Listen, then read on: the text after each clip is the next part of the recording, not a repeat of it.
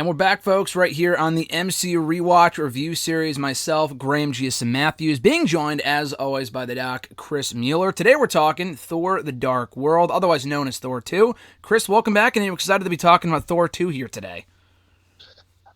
Yeah, it's a movie. I was going to say, I know it's not as exciting as, the next one coming up here on the podcast next week is going to be Captain America Winter Soldier, which I've been anxiously awaiting to rewatch. It's been a while since I've seen that one back, and I'm looking forward to that one. It's one of my favorite movies in the MCU. Cannot say the same for Thor the Dark World. Now, I know when we talked about Thor 1 several weeks ago, you said you were a bit fonder of that movie than most, just kind of due to the approach they took with it and the comedic nature of it to a certain extent. Do you feel the same way about this movie, or was it kind of the first one way better than this one? I feel like the first one's more entertaining than this in a lot of ways. I mean, this movie has its moments. There's definitely some good things in there, but it's definitely one of the weakest Marvel movies from start to finish. So with this movie, I mean, it seems like Phase 2, which kicks off with Iron Man 3, right? Because we wrapped up Phase 1 a couple of weeks ago. Avengers was the last one there, then Iron Man 3. Phase 2, it really seems like it's a lot of, I don't want to say filler, but it really seems like they kind of connect the dots between the first and the third movies for a lot of different franchises. Obviously not Winter Soldier, that's a different story. But specifically for this one, by that I mean, do you think this movie in either the Thor franchise, the MCU in general, is all that necessary, considering that some of the stuff that happens in this movie doesn't really correlate or relate to anything that happens soon after in the MCU? I mean, you're not gonna miss out on a lot by watching this, but I think it's important to Loki's story more than it's important to Thor's story. Mm-hmm. So, I mean, if you're a fan of Loki, then this movie does have a good Loki performance, but yeah, other than that, I'd say like this is one of the few that you could probably skip and not miss much, but I'm sure there's some people out there who would defend this movie. Now, this is a small thing, but does this movie take place immediately after the Avengers in 2012, or does it take place when it came out in 2013, to your knowledge? I'm not really sure if they exactly specify. I think it could take place in either one, because I know at the beginning of the movie, they have Odin and Loki, they're talking about how he's going to pay for his crimes, he's in jail. It's not like he's already in jail when we see him, because Odin kind of tells him, all right, you're going to be serving out your days, whatever.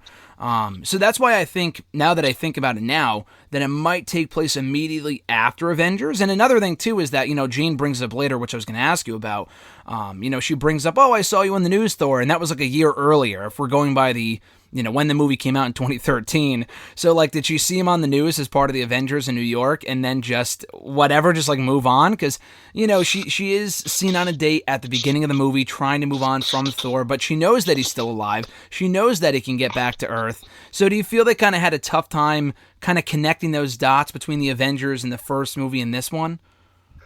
Yeah, they sort of just gloss over the fact that the Bifrost is just back in this movie. Mm-hmm. So it's a little weird in that way. I mean, if they had even put in like just a 2-second conversation about how hard it was to rebuild or whatever, that would have been fine. But yeah, it seems like the whole sacrifice he made at the beginning of the first movie of potentially not being able to see her again was just kind of washed away. Yeah, most definitely, and as well as the sacrifice, for Loki as well. That was it's a different thing because he is the god of mischief, and we'll get to Loki's sacrifice at the end of this movie and how he, stays alive anyway. But another quick question for you to kind of clarify things with the ether. Now, I know we'll talk about the post-credit scene later, but did they know at this point, because that also kind of felt like something that was tacked on, did they know going into this movie that the ether would be a reality, or the reality stone and an infinity stone? Because it kind of feels that it was retcon, so to speak, in that it doesn't really feel like that was the direction they were going for going into this movie.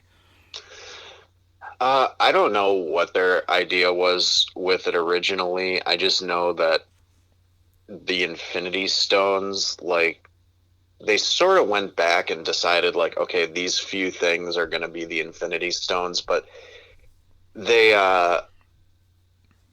isn't there the post-credit scene actually calls it an Infinity Stone, doesn't it? Now So that I think about it. that's what I was going to ask you. So we might as well get to it now because we're on the subject. But in the post-credit scene, they have, I forgot the characters' names, but the guy with the big beard and then the woman, the Asgardians.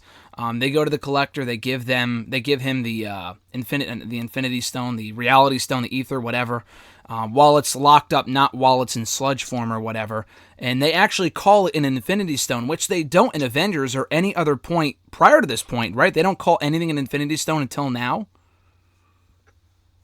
Except, well, they sort of acknowledge that the Tesseract is an Infinity Stone at this point, right? Because they mention that the reason they need him to keep the stone is that they can't have two in one place at one time. They say that here, but I was wondering if they called it an Infinity Stone at all, and I don't think they called it an Infinity Stone. No, I don't think so. Right? Yeah. And they may not have intended it at that point because, like we had talked about in an earlier episode, the Tesseract is a different thing than the Infinity Stones in the comics, so that may have originally not been what they were intending to begin with. Well, that's what I asked. So with the Ether and the Reality Stone, in the comics, is it a sludge form? Is it an actual stone? That's why I kind of feel like they kind of made it up as they went along here for this movie.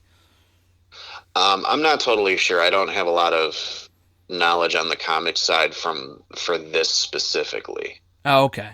It was confusing because I know it's in sludge form for most of the movie, and then she kind of like, Jane has it within her, and then they kind of pass it off. It's kind of confusing, at least for me, at various points in the movie, how that becomes an actual stone. I know they they lock it up into whatever it is, that little case at the end of the movie, but I don't know. It kind of feels like they were like, oh, we might as well make this an Infinity Stone. They make this movie matter, although there really isn't anything, like you said earlier, kind of go out of your way to see in this movie aside from Loki's progression as a character. But I think you've mentioned this before when we talked about Thor 1, but what were your thoughts, and I think it's pronounced Fandral, being recast as Zachary Levi after the original actor left? I mean, that was such a minor role to begin with that I barely noticed until somebody pointed it out to me. I mean, I knew it was Zachary Levi, but I didn't even realize he was supposed to be the same character as the other guy. It is what it is. I mean, it was a small role, and I don't think very many people were attached to the character, so it was easy to do. And then it's kind of a shame that he gets killed off so quickly in Thor 3, but, he goes on to play Shazam, so he's fine. Yeah, exactly. I think he rebounded quite well. Did you like the explanation? We kind of mentioned this earlier, but did you like the explanation for why? I mean, they said in Avengers why Jean wasn't there. They had said they had moved her elsewhere or whatever. But like I said, she had said in this movie, "Oh, I saw you on the news, and so I knew you can get back." Blah blah blah. Did you feel it was just lazy, or there could have been a better way to kind of get around that? Yeah, there probably should have been a better way, but I mean I don't want to blame this guy necessarily, but the director of the movie, Alan Taylor, I believe his name is mostly known for television. Oh, okay.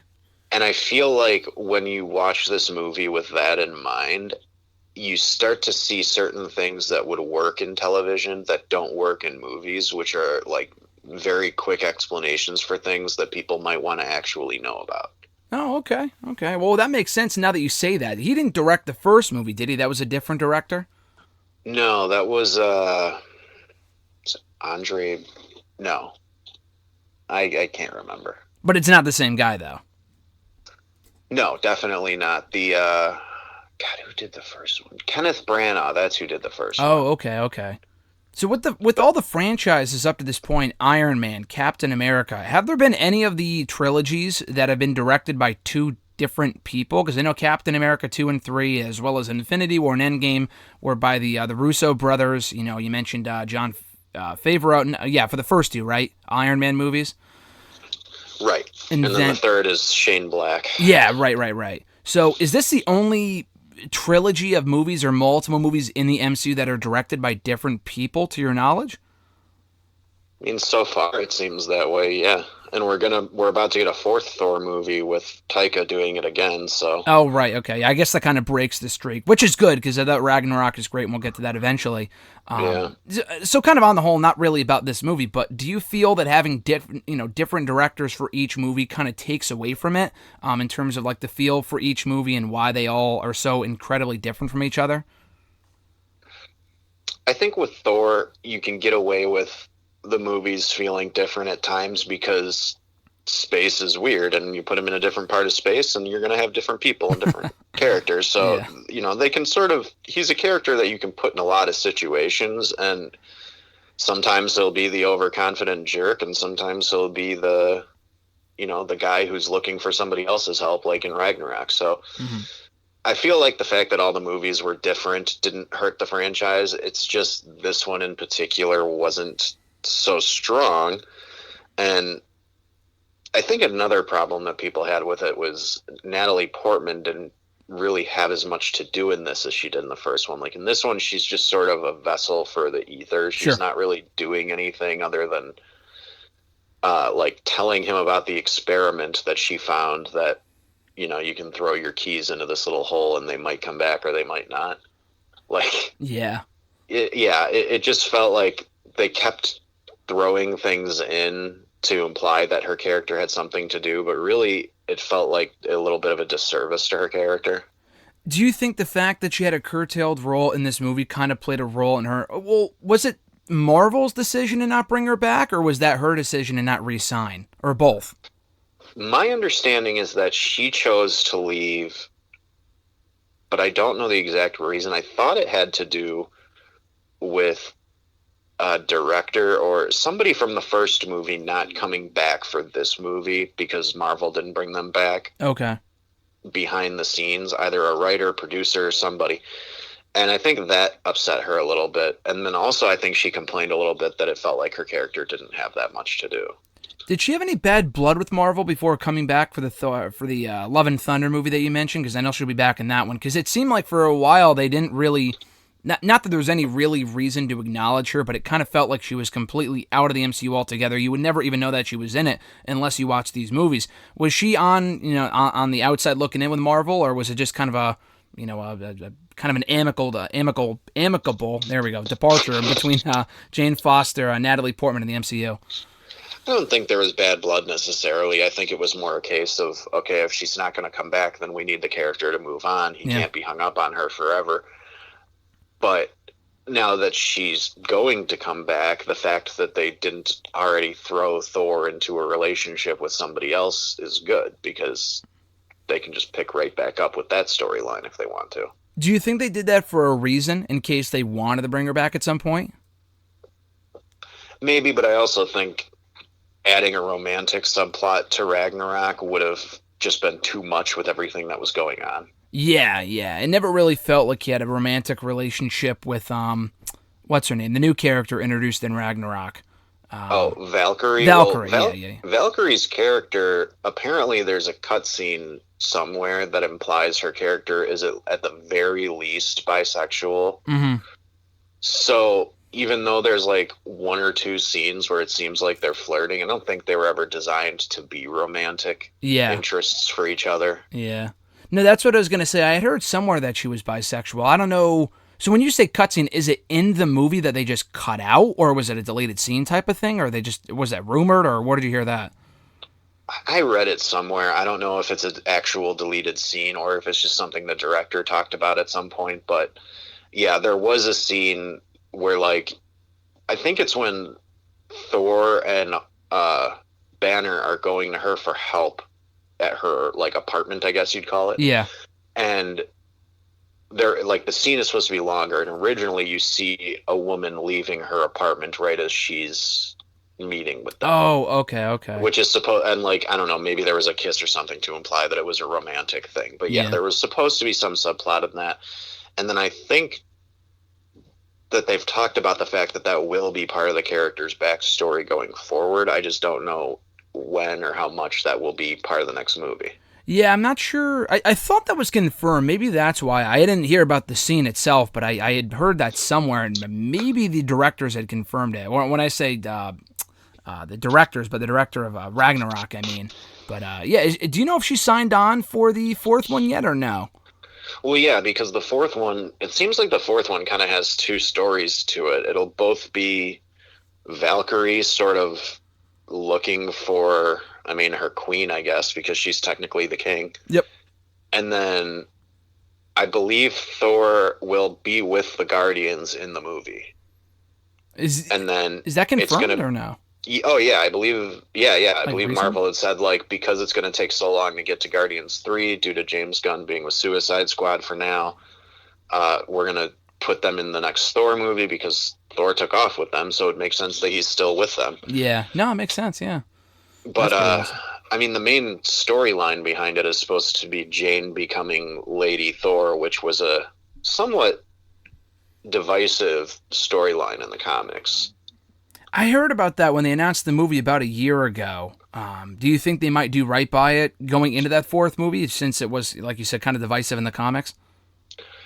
Well, it's tough because in the comics there was a very interesting thing that happens in the comics is that Jane's character has cancer. And apparently every time she transforms into Thor, it just eliminates all the chemo from her body. And so every time she becomes Thor, she brings herself a little closer to death. Oh, interesting. Huh. So there's that element of will the next time she turns into it be what kills her or something? And I don't know if the movie will take it quite that deep or if it's just going to have her becoming Lady Thor for some other reason. And yeah, I don't know. It's going to be really interesting to see what they do with the next one. Yeah, no, I'm excited to see it. I mean, I know Ragnarok was so great, and we'll get to that movie soon enough, of course, and I don't think it's due out. I mean, obviously, with the whole COVID thing going on, it's probably delayed anyway. But I think it was slated to come out in 2022. So at the earliest, it's going to be another 2 or 3 years before we see the film, but it's bound to be great. But speaking of Jane and Thor, did you see any real progression in their relationship in this movie, aside from just, oh, he leaves, he comes back, she forgives him, and blah, blah, blah? Not really. I mean, it seems like they end this movie with them, back on a good note and everything, but I don't know. It just felt like a weak movie in that regard in a lot of ways. Like you said, so in the post-credit scene, we have the post-credit scene with the Collector that we mentioned earlier, and then the post-credit scene at the very end of the movie with Thor and Jane reuniting. We do not see her in the MCU again after this until, Love and Thunder in a few years. I know she was mentioned in Ragnarok when they say that Thor got dumped by her, and he said it was a mutual dumping, which is funny. But do you think the directors had a different direction that they were? I mean, when I say directors, I mean the director of this movie than the different one for the first one. They had a different, maybe not perception, but direction they were taking the franchise in. Like, for example, do you think the directors of these individual movies are kind of talking back and forth with the MCU people about, hey, do you think we'll use this person in the future or not? Because I've heard stories about, they do stuff in these movies like Ragnarok, and then MCU, like Kevin Feige and people like that kind of, I don't know, they change it. Does that make sense? Well, yeah, Kevin Feige is basically the head of all Marvel Entertainment now, as far as I understand, at least when it comes to movies and television. I have no idea if he has any sway over the actual comic section. But yeah. I think he's sort of the one who lays the groundwork for what each movie's story will be, and then they hire writers to come up with whatever, and Feige's kind of the go-between for everybody because he knows which details are going to be in which movies, so he knows what people can use and what they can't. Okay. Yeah, I was going to say, because it seems like I've heard some directors say that they keep things so under wraps for the bigger Avengers movies like Infinity War and Endgame and stuff like that, where they don't really, I'm sure they'll give them a few pointers as to what they should include or touch upon or whatever. And otherwise, they just kind of make their own movie. But it kind of felt that way with the Jane Foster character where, again, like you said earlier, they don't really give them this big character arc in this movie between the two of them and their relationship. It's not like they break it off at the end of the movie. If anything, honestly, if they ended it where they ended it with the first movie and they're kind of separated by worlds, that would make more sense than what we got here with them being back on good terms, and then you never see either of them again. She's not even mentioned, or no, I think she is acknowledged in Age of Ultron or something like that, I think, right? Well, yeah, him and Tony are sort of bickering and comparing whose girlfriend is better. Oh, right. At the end of the movie, right?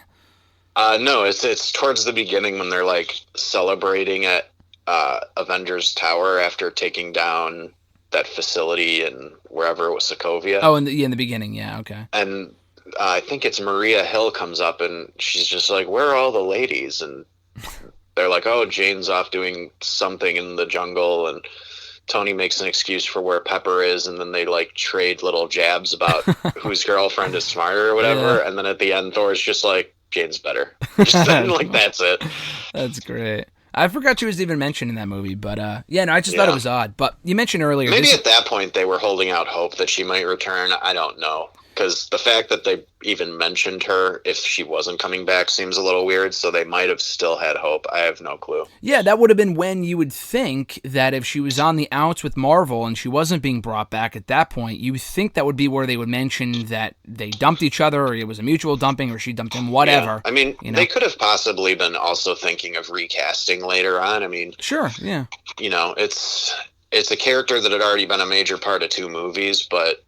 It's not like that stuff doesn't happen. No, exactly. Yeah, I would like to know the timeline on that. I'm interested to know. But like you said earlier, this is kind of a throwaway movie in terms of the relationship between Thor and Loki. I'm sorry, between Thor and Jane, but that's kind of what I wanted to get to. Thor and Loki, kind of like the first movie is all about their relationship.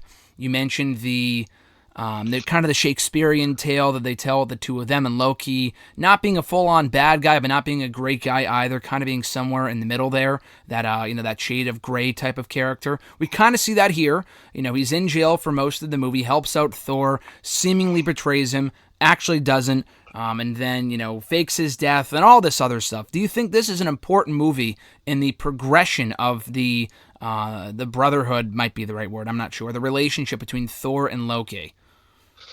I think it definitely goes a little bit towards showing that the character has a potential redemption in him. And from what I understand, this Loki series that's coming out on Disney at some point in the future? Yeah. So that's going to be the Loki that escapes with the Tesseract from Infinity War. Or that's from not Endgame. going to be the... Right. Yeah. That's not going to be the Loki who dies... whatever. So right. Yeah. He won't have gone through that same redemption arc. Mm-hmm. And I think what they're going to establish, if what I read was correct, it might have just been speculation, but I think they're going to establish that throughout the first 2 movies and Avengers, that he was mostly under the control of Thanos through the Mind Stone and his staff. Until what point, you said? Like, basically all the way back to the beginning. Oh, no, I mean up until, like, when after Avengers, or... Oh, after he loses the staff. Oh, okay. Well, that makes sense. So like, really, from that point forward, his character starts to be more of a... Not an anti-hero, but, like, what you'd call in wrestling a tweener. Like, yeah, he's not exactly. a bad guy, he's not a good guy. Mm-hmm. So that sort of laid the groundwork for him to kind of make amends a little bit in Ragnarok, because in that movie, like, it's a completely different relationship where it looks like he cares, and it would make sense if they explained that, oh yeah, all those years that I was under Thanos' control, blah blah blah.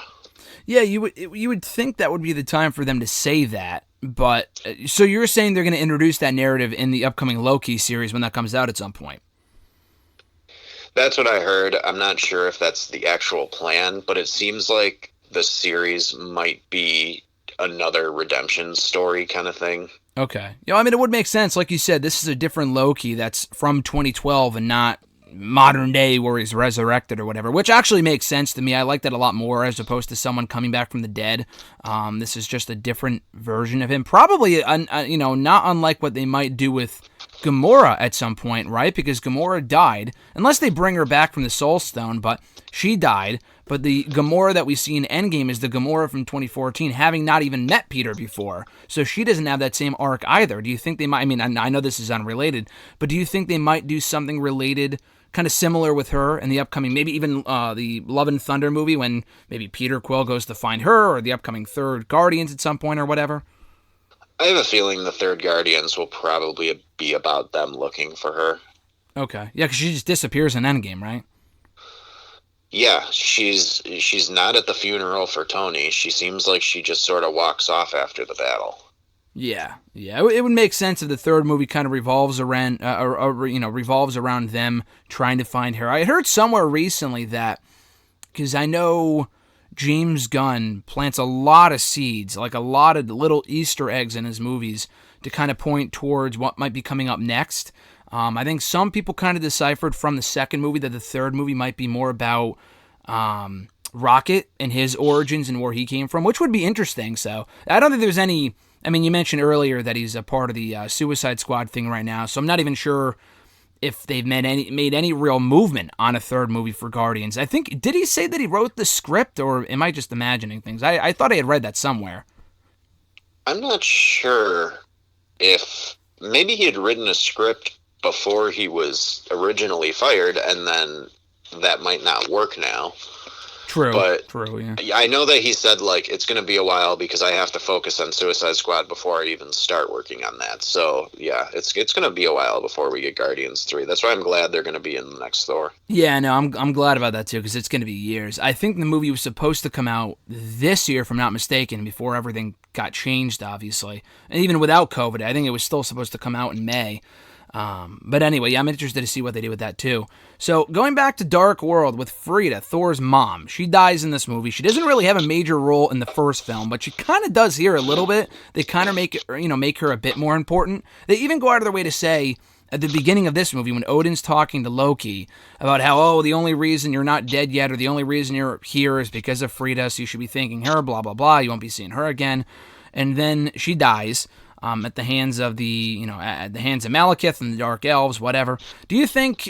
I mean, what were your thoughts on that? Did it really mean anything? She's not really that important of a character. Like they tried to play it off as if it was this major death, but we really haven't seen or heard from her much up to this point in any of the movies.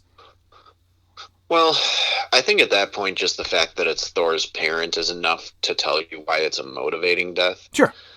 But she's also important to Loki because she's basically the one that taught him all the magic he knows. Like she's essentially a witch. Like she even tells Odin, like, I was raised by witches, or she tells that to somebody. Yeah, I think in Endgame she says that to Thor, right? And she said they call her a witch in this movie too, and she doesn't, deny it. Yeah, so I mean, her role was never meant to be huge. So at this point she's a motivating factor for Thor and Loki because she's the one character that they both clearly still care about. Was she the actress that we mentioned in our original Thor review a couple weeks ago that you wish they could have done more with because she's a really good actress? Was that her? Well, it's Renee Russo. I think I probably said that more about Sif. Okay, yeah, that's probably what I was thinking of. Because we don't really hear from Renee Russo much in this movie. Again, I know this is unrelated to this movie, but were you happy that they brought her back in Endgame for a much bigger role with Thor?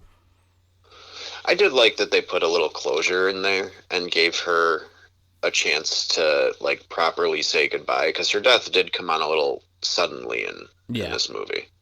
Yeah, just to kind of make you hate the quote-unquote heels of this movie even more with them taking her life as opposed to just, wreaking havoc or whatever. Because, I know he was never intended to be the big bad in the first movie, but with Laufey or whatever, we mentioned that before. Loki was supposed to be the main antagonist for the most part, and Laufey was just kind of a ploy. But he never really felt important. And these guys, they're just kind of there. They're your typical, generic bad guys until they kill her, and then Thor has more of a motivating factor, as you mentioned, to kind of seek revenge. So what were your thoughts on Malekith and the rest of the Dark Elves being positioned as the main bad guys in this movie? It's tough because I like Christopher Eccleston as an actor a lot, but they really didn't do a great job making his character feel like anything more than the leader of another faceless army. Like, they may as well have just been the Chitauri again. They were just a big army of people that Thor can mow through until he kills the big bad guy. Yeah, it wasn't, and I think that may have been done by design because the story was more about Thor, Loki, and Jane than it was about the villain. Yeah, exactly. Sometimes you can have a disposable villain, Sometimes the villain isn't the main arc of the character that you're watching. So I don't mind that so much. I do wish that they had given an actor like Christopher Eccleston, who's an amazing theatrical actor who's done a million other things. I wish they could have given him a little more to do. We also see Chris Evans in this movie make a quick cameo as Captain America. That's funny. Not really. I mean, it is Captain America, but it's a low-key kind of, pretending to be him and whatever, which was a great little scene there. I completely forgot about that before I rewatched it, today.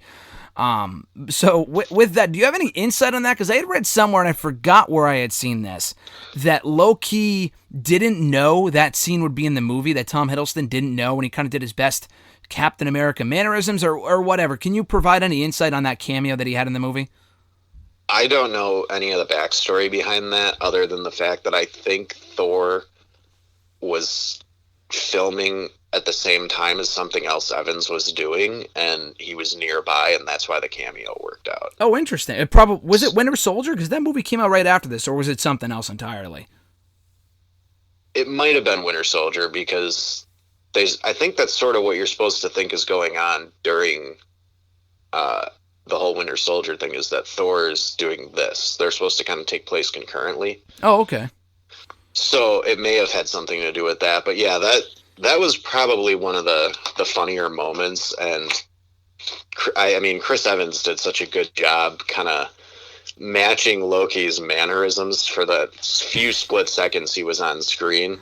It was really good. It was funny to see him get a chance to play a funny version of Cap for 5 seconds. Yeah, no, I thought that was great. And they do that again, too. I don't think it's in Avengers, but don't they do it again in Endgame when you kind of see what happened after Avengers takes place when they arrest Loki? You see Loki quickly portray himself as Captain America for a very quick second there in Avengers Tower. Yeah, and I think because they kept doing that, there was a lot of people who were hoping that Loki had somehow survived Thanos's, neck snap thing by masquerading as somebody else while somebody else looked like him. I don't know. I never understood that theory, but yeah, it feels like them planting those seeds unintentionally led to all these fan theories that aren't going to pan out. Yeah, and people are just setting themselves up for disappointment for absolutely no reason. But speaking of the Avengers, though, we have Dr. Eric Selvig back in this movie. We don't see a ton of him. We mentioned how Jane Foster really isn't as important to this movie as she was to the first one. And I think Selvig even more so. Like, we see him in the very beginning. He's losing his mind because of what happened to him in Avengers with the whole Mind Stone thing, the scepter. And then we see him at the end. I honestly forgot in between the beginning and the end that he was even in the movie, but he comes back, helps out Thor, blah, blah, blah. We kind of mentioned this in our Iron Man 3 review last week, but do you like the fact they don't ignore what happened a year prior with the Avengers and they actually incorporate the consequences of what happened with Selvig into this movie? Yeah, it kind of seems like he's maybe losing it a little bit because of the fact that he was in the mind control for so long. Mm-hmm. And it also felt like they were putting him in a little bit for comic relief, too. A little bit, yeah. It seemed that way, yeah. Because, I mean, the character of Darcy can be funny, but she can also be kind of annoying. So I think they needed more comic relief than just Kat Dennings. Was it just me, or did it feel like we got more Kat Dennings, we got more Darcy in this movie than we ever did in that first movie? Yeah, and I think that's because her and her little intern guy were running around with Jane the entire time, whereas in the first one, there was a period of time where it was just kind of Jane and Thor hanging out. Yeah. Did you care for the mini love story there between the intern and Darcy by the end when he rescued her? I mean, I didn't care about it, but if you're a big fan of the Darcy character, I guess it probably made you happy. I mean... it's one of those little random additions that was probably done because somebody thought it would be funny if the intern had her own intern. Yeah, no, I thought that was funny. And even Jane makes mention of that later on. It's like, oh, that's my intern. No, that's my intern's intern when they were getting arrested. We haven't seen Selvig at all in the MCU. He plays this very big role underneath, Loki with the Mind Stone and everything in the first Avengers movie. We see him again here, and then that's it. Would you like to see Selvig be brought back at some point? Do you think he will be brought back at some point? That's really tough to say because, Stellan Skarsgård is one of those actors who is working all the time. So it probably has to do more with his availability than anything else. Like, because he works internationally. Like, he does both foreign films in his own language and English movies. Oh, wow. I didn't know that. Interesting. Yeah, so he's a very accomplished actor, and the fact that he was willing to do this comedy stuff surprised a lot of people, I think. Mm-hmm. Yeah, no, I think he played the role really well, yeah. He did have a cameo in Spider-Man Far From Home, though. He did when they show the quick graphic of who... Oh, wait a second. I'm not thinking of that. I was thinking of when they're showing there's like a documentary playing somewhere in the background, and it's him. Oh, really? Talking about the Einstein-Rosen bridge stuff. You know, it's like a blink and you'll miss it thing. I know they show his graphic real quick in Endgame when they talk about who was blipped away and whatever. Do you know if that footage was filmed for Far From Home, or was that just footage they had and they just included it in the movie? I'm not sure if it was filmed separately, but yeah, it could have been something that was a holdover.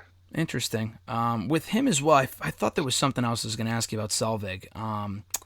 Damn, I don't remember. But yeah, I would like to... Oh, the other thing, this is completely random, but you said his last name is Skarsgård. Is there any relation between him and the guy who played the It Clown in the most recent set of movies? I know that's something Skarsgård, too.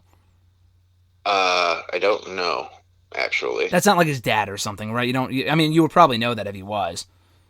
I honestly don't know. I mean, it wouldn't really surprise me if they were related, but, you know, for all we know, Skarsgård is like Smith over there. So yeah, I was going to say, it's not a last name I've heard much of, but then again, it could be a very common last name over there, so who knows.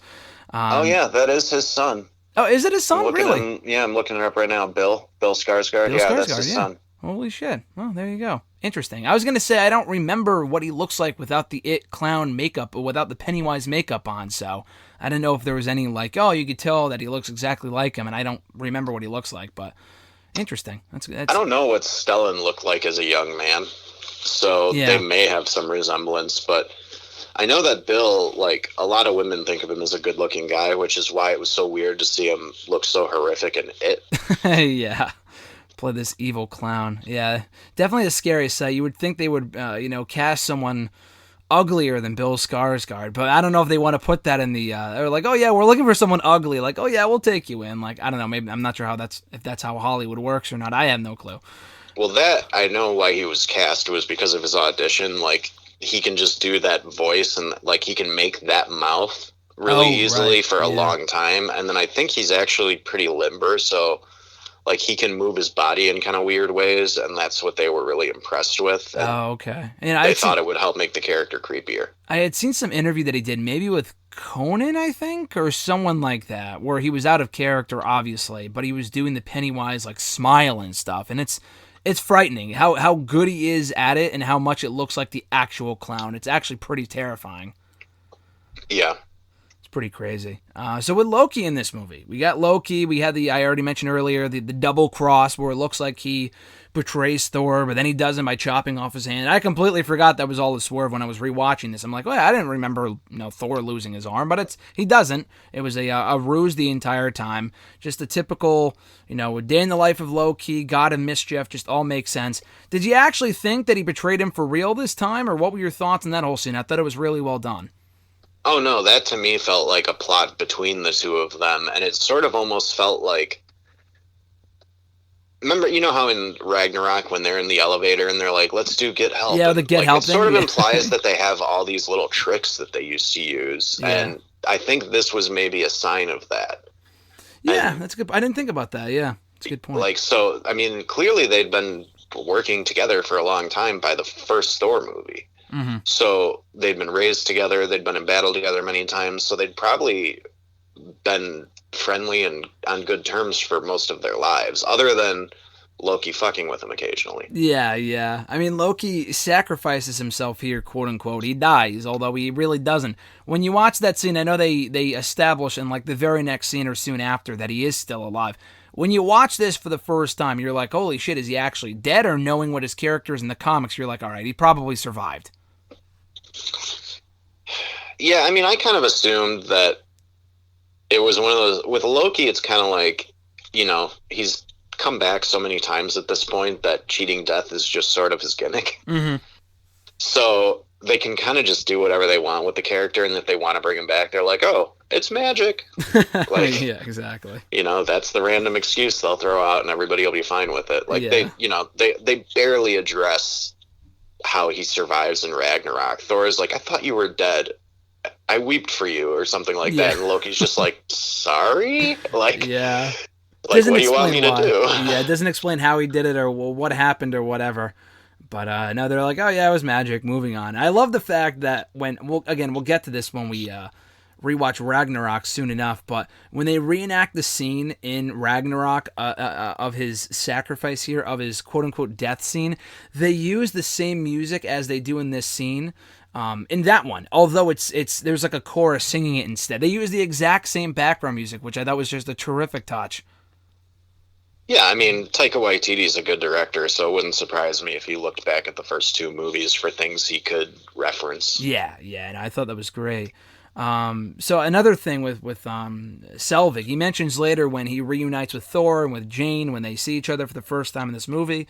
They ask where Loki is, and Thor says, "Oh, Loki's dead." And then Selvig goes, "Oh, thank God." I thought that was a great one-liner, kind of going back to their history from Avengers. One of those like little touches, He's like, "Oh, thank God he's dead." He's like, "It's like almost finding out that Loki's dead is almost what starts to like make him better, because like from that point on in the movie, he starts getting his marbles back." Yeah, it's a good point. Yeah, maybe that was the key to his brilliance after all this time, but. Yeah, no, knowing he's dead, it was very relieving for him. And it's funny how many callbacks there are in these Thor movies to the Avengers. I mean, not just this, which I completely forgot about, but of course in Ragnarok, when Loki sees Hulk for the first time, see him whipping around Thor, he's like, holy shit, like, don't come after me after what happened between the two in Avengers. I love how he gets all excited and he's like, now you know how it feels. Yeah, I know. Again, just the attention to detail is awesome. That was pretty much it. They have the big battle. Malekith dies. His, minion or whatever dies soon before him. Blah, blah, blah. We already talked about the post-credit scenes. So that was it. In a nutshell, any final thoughts on that final battle scene when, Thor and Jane and everyone else reign supreme? Yeah, I mean, it's just another big battle with ships and people and stuff. It was, I thought the fact that they made it a little more unique than just Thor's taking everybody out. Like, they're kind of bouncing between different places because of the portals, and like there was some uniqueness to it for sure. But yeah, it was just another big, CGI fest at the end, which is sort of the problem that a lot of these Marvel movies are running into, is how do you keep outdoing these giant battle scenes? Eventually they're going to have to start having movies with more intimate fights at the end. And I think Civil War sort of tread that line a little bit, because the final fight is Steve, Bucky, and Iron Man. Yes. It's not 30 people against 1,000. Yeah, no, that's a great point. They kind of keep it simple with that movie, and that's why it works. I mean, that's such a great scene with that final fight scene between the three of them. And the CGI stuff is fine, but when you do it at the end of literally every single Marvel movie, kind of overstates its welcome after a while. Yeah. But overall thoughts on Thor: The Dark World and how it kind of compares to either the first film or just the MCU on the whole. I mean, it's a C- movie. It's passable, but it's not going to be very many people's favorite, and it'll probably be a lot of people's least favorite, especially of the Thor franchise. I like bits of it, and I like what it did for the Loki character a little bit, as far as kind of making him not quite as much of a bad guy the whole time. But yeah, I don't know. I feel like the director that they got, Alan Taylor, was a little bit in over his head, because if you go and look at his filmography, it's like a couple of drama movies and then a bunch of television before Thor. Yeah, so probably what he was going for with this, yeah. And I know that, Taika had never directed a big budget action movie before Ragnarok either, but his artistic style is what made that interesting. And if this tells you anything, this is the same guy that directed Terminator Genesis. This guy, or are you talking this Taika? Guy? Oh, okay, gotcha. Yeah, Alan Taylor. So it's like he went from Thor: The Dark World, and 2 years later made Terminator Genesis. So he's basically made like two of what would be considered the worst of their franchise. I was going to say, I remember when that movie came out. I've never been a big Terminator guy. I have to go back and watch the movies. But I did hear that the movie was not good. The only reason I remember why the movie, the fact that it existed was because I remember WWE was promoting it very heavily at that time. Like they had Arnold in the Hall of Fame. He was at WrestleMania. They had the Terminator gear for Triple H's entrance. He was in the freaking video game that year. That's the only reason why I remember that movie. But is it the weakest of the Terminator franchise? I mean, it depends on who you ask, because a lot of people really hate Terminator Salvation, and a lot of people really hate Terminator 3. Terminator Genesis, like, I think the biggest problem people have with it is that it tries to retcon everything else that came before it. Okay. So you're essentially saying, like, oh, those first two movies that you love never happened. Like, yeah. And it's like, oh, well, then what are we even doing here? Like, exactly. Fans hate that stuff, and as they should. It's annoying. Well, and I think they've lost track of what was so special about the first two movies, which is that they were, even though like way ahead of their time, the first one was kind of a low budget action flick. Mm-hmm. There's not a lot of computer effects because they weren't really doing computer effects back then. Mm-hmm. And then T2 was groundbreaking for its visual effects, but at the same time was still a very basic story about a few people running from this killing machine. And then each movie after that ramps up to a bigger and bigger degree, to the point where it's like, well, it doesn't feel like the people making Terminator understand why we liked the first two. Like, we didn't like the first two because of the one-liners. So Yep. Just having Arnold say, I'll be back over and over is not going to make people happy. You need to actually, like, go back to the roots. And I think that's why this last Terminator movie ended up being a little bit more well-received, because it was, again, a story about one Terminator going after a small group of people. Mm-hmm. Is it just me, or is everything you just said about Terminator can also be directly applied to the Fast and Furious franchise, considering where they started out to where they are now with them driving on buildings and whatever? And don't get me wrong, I enjoy the movies, but it's a far cry from what the franchise started out as almost 2 decades ago. Yeah, but I think with the Fast and Furious, they sort of amped it up each movie to a degree where it's not as noticeable. Because, I mean, you're talking about, what, 9 movies now or whatever it is with that franchise? Mm-hmm. Jesus. Of all the franchises to catch on, the Fast and Furious is not the one I would have thought. I know, right? Would last, especially after that horrible second one. Like, I don't think I saw the second one. I know the third one was in Tokyo, wasn't it? Yeah, Tokyo and Drift? Vin Diesel like has a cameo at the end, but it like none of the other characters are in it. That's ridiculous. Apparently, the kid from that movie is actually being brought back for the next Fast and Furious. Really? The upcoming one? Yeah, because Han's back too. Oh, right. Yeah, I heard about that. I had seen the trailer. And I know John Cena's in it. Yeah, and Han and that guy obviously have a relationship, so I think that's how they're sort of tying them together and making Fast 3 feel like it's actually part of the franchise. But, oh man, I saw the first Fast and Furious movie in the theaters, and it was such a wide array of reactions to that movie, of like people being like, this is so stupid, and other people being like, this is the greatest thing ever. Yeah, exactly. So it was strange, and I mean, I'm glad that the movies have found a following. I mean, if people like them, then more power to them. They've continually made more and more money, and they obviously were successful enough to allow Rock and Statham to spin off once him and Vin Diesel had a problem with each other. Yeah. No, I thought Hobbs and Shaw, for what it was a pretty good movie, and not just because Roman was in it too, but I thought it was a pretty good movie overall. Hobbs and Shaw was fun, and I think part of the reason is because it knew exactly what it was, and it didn't try to be anything grounded. Like, they're like, this is basically a superhero movie at this point. Yeah, it is. Yeah. Like, we're gonna have The Rock hold a helicopter by a chain. We're gonna have Idris Elba like flying through buses on a motorcycle and stuff. I mean, Idris Elba literally calls himself Black Superman because he has all these enhancements that make him essentially a cyborg. Yeah.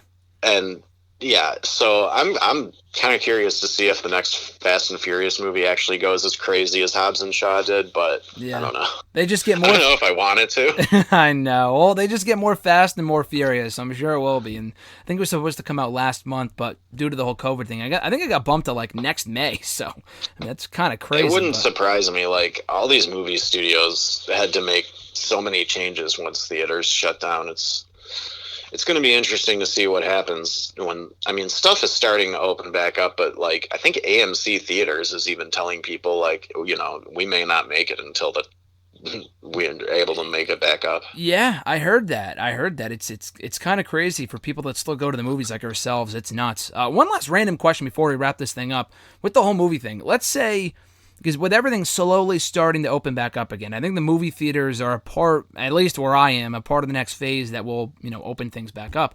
If movie theaters reopen within the next month or two, what do they play? Do they play the movies that were out before everything happened? Because all the new releases seemingly got pushed to like later on this year, in November, December 2021. What do you think they do?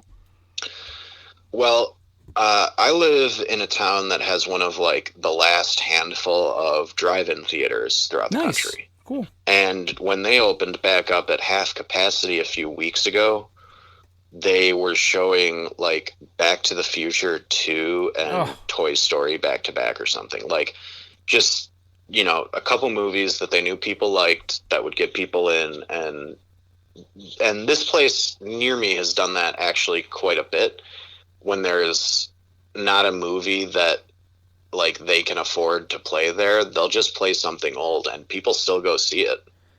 Chris, you're killing me. I went to go see at a drive-in theater a couple of weeks ago with my girlfriend. We went to go see Doolittle, and you're telling me they're playing Back to the Future 2 where you are, and I could have just gotten a plane ticket to go to Illinois to go see Back to the Future 2, my favorite movie of all time, but I had to go sit through Doolittle instead, which was complete crap, by the way. It was terrible.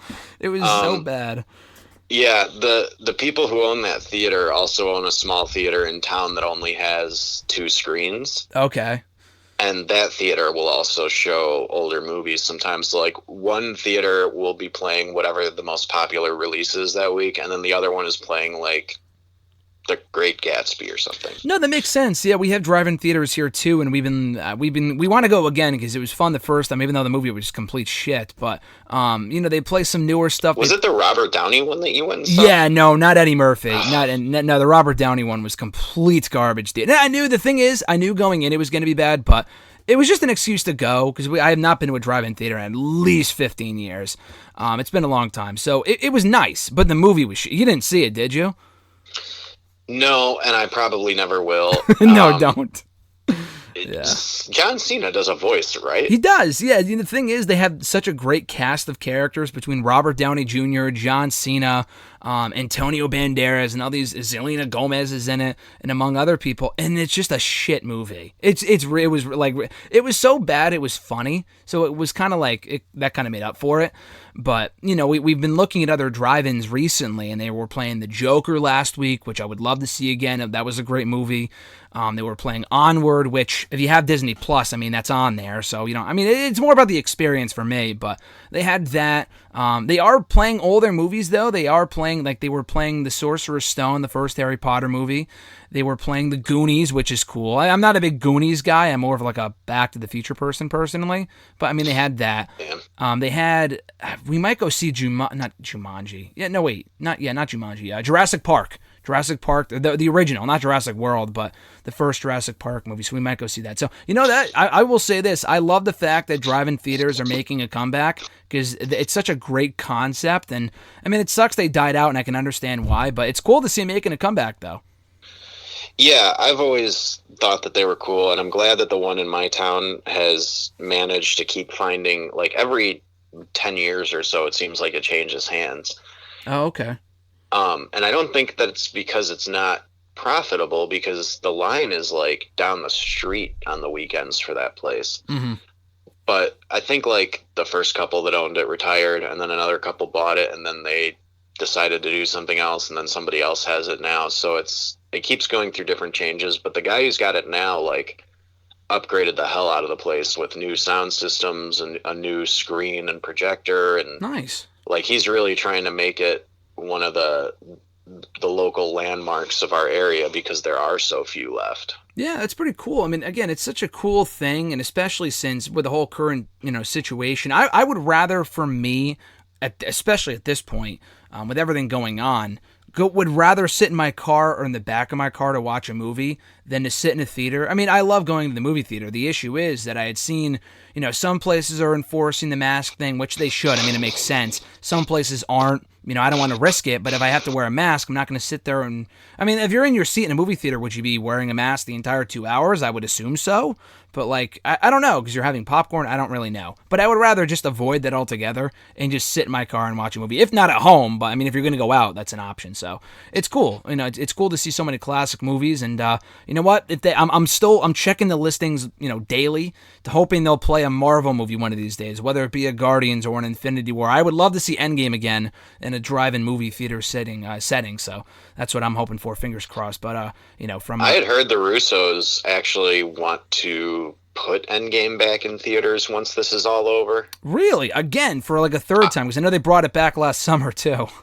Yeah, and I don't know if it would have anything extra. I saw something like they made a comment about it, and I'm like, geez, you really just want Avatar to 100%. fall down to the second spot. Oh, they really did. Absolutely. Well, and I don't think the odds of the next Avatar movie beating Endgame are real slim, because people loved that movie when it first came out for how cool it looked. And then, after they went and saw it 5 or 6 times, everybody was like, this is really similar to a ton of other movies. It's basically like Fern Gully combined with Dances of Wolves in space.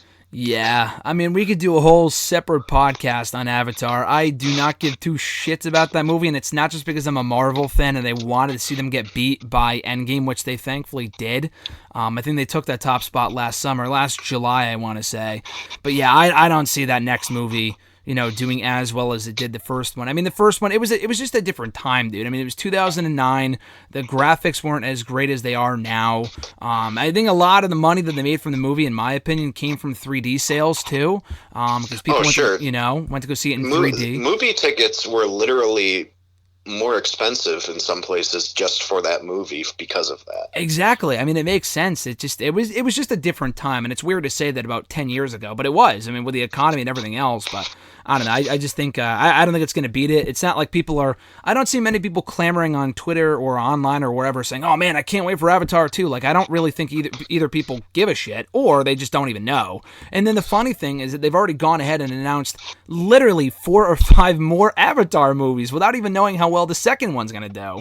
And that guy's just not that he's a prick, but the guy, what's his name? Not Nolan.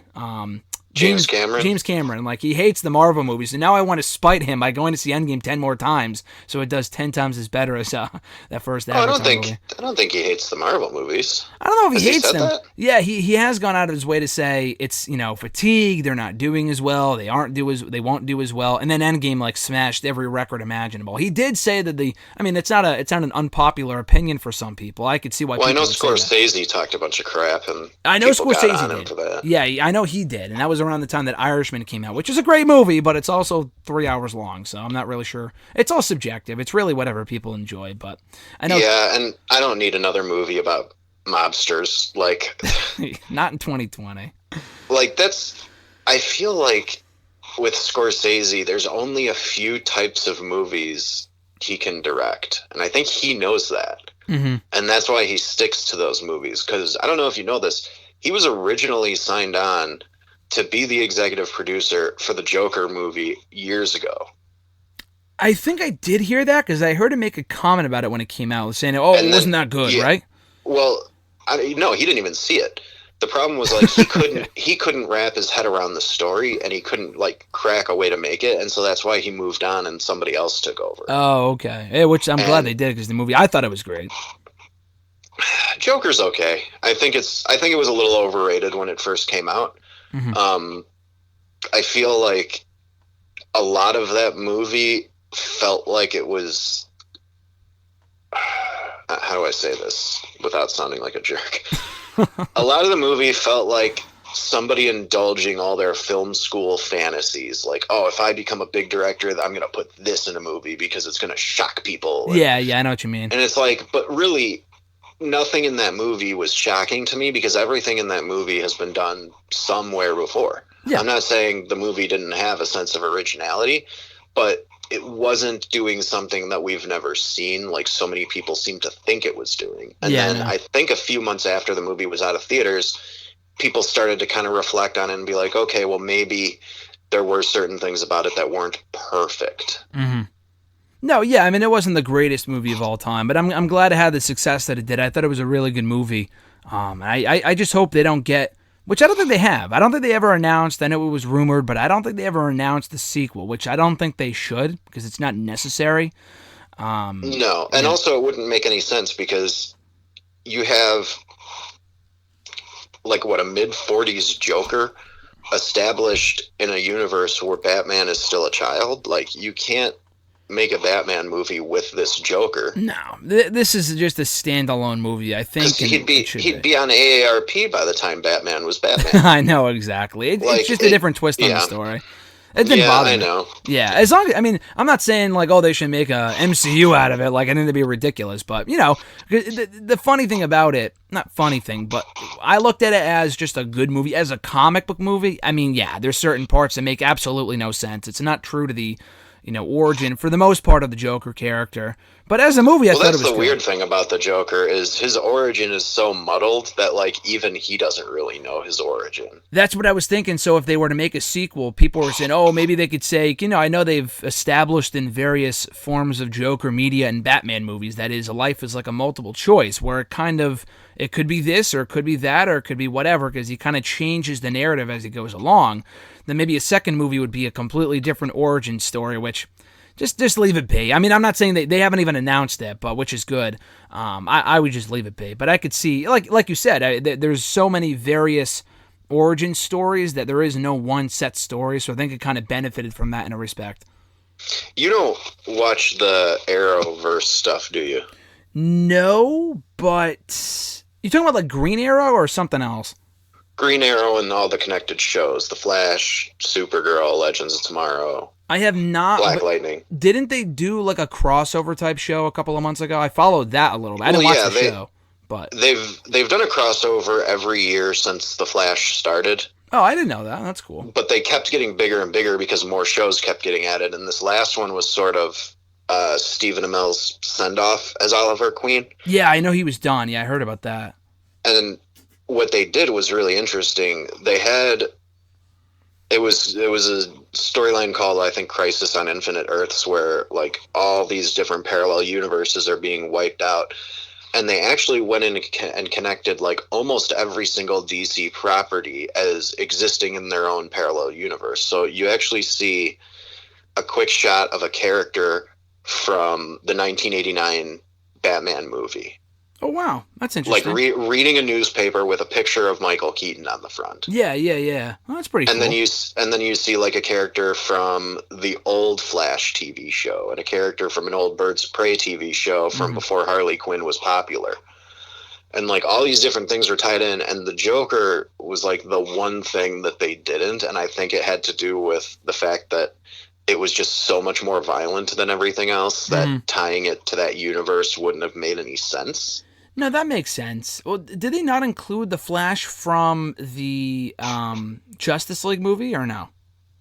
He actually had a cameo. Like, it wasn't even that they took a scene from the Justice League and just implied that it was in the same thing. Ezra Miller actually appears and talks to the Barry Allen from the TV show. Yeah, I heard about that, which is pretty cool. I mean, I'm not a big Justice League fan, but I thought that was a pretty cool cameo when I heard about it on Twitter or whatever when it happened a couple of months ago. Yeah, it was actually pretty awesome because, like, they really kept it under wraps. Nobody knew it was coming. And so, like, all of a sudden you see Grant Gustin standing in front of Ezra Miller, and they're both like, whoa. And then they compliment each other's suits. Like Ezra Miller is like, whoa, your suit looks so much more comfortable. And Grant Gustin's like, whoa, yours is so much more futuristic looking. Like, that's sick. It was just a funny little exchange, but Yeah, the Joker is sort of an outlier in comic stuff. It's not really a comic book movie because it's not based on anything from any of the comic stories. Yeah. It's just a character that happens to be from the Batman mythos, almost existing outside of everything else. Like, yes, Bruce Wayne is in this movie, Thomas Wayne is in this movie, but they're ancillary characters that just tell you that, yes, this is the Joker, you know. Mm-hmm. But I heard somebody recently talk about this movie saying, like, there's actually a brilliant thing they could do with this movie that they did in the Gotham TV show. What would that be? Which they had a character named Jerome something or other who was basically a Joker. But I don't think the show had the rights to use the Joker at that point, so they never called him Joker. Mm-hmm. They just had him be like kind of a crazy dude and a little bit of clown makeup and talking weird. And then at the end of the show, that guy dies and his like twin brother becomes the Joker. Oh, after they get the rights to it at that point? Right, or because it was the finale, they were finally able to do it. I don't know. But what they could do with the Joaquin Phoenix thing is they could have him almost be more of an inspiration for whoever takes over as the next Joker, and then that could be Robert Pattinson's Joker. And I think if they did that, that would be a really interesting way to separate those movies from everything that came before. Yeah, I think that'd be pretty cool. Yeah, I would like that. I mean, with the Joker movie, it really feels like if you don't call him the Joker and you don't call the kid Bruce Wayne, you really wouldn't know that it's a Joker movie at all. Like, I mean, it's just a good movie that happens to kind of relate to the Batman universe.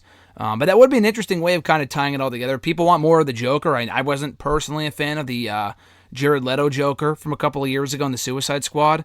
So, I mean, hopefully, whatever they do with the Joker moving forward, in addition to the movie they just put out, as long as they do justice by the character, it doesn't really matter to me.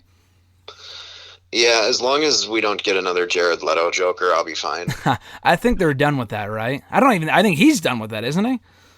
I mean, there were all these plans. Like, they had originally laid out a plan for, like, Harley Quinn was going to get her own movie, which she just got. Yep. Then there was going to be a Harley Quinn and Joker movie.